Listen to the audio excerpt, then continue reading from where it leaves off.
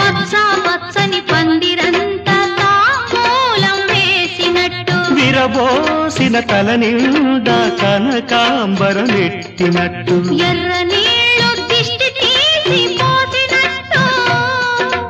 ఎర్ర నీళ్ళు దిష్టి తీసి పోసినట్టు కర్పూరం హారతి ఇచ్చినట్టు ఆకాశం ఎందుకో పచ్చబడ్డది ఆ నడుమ బొట్టేమో ఎర్రబడ్డది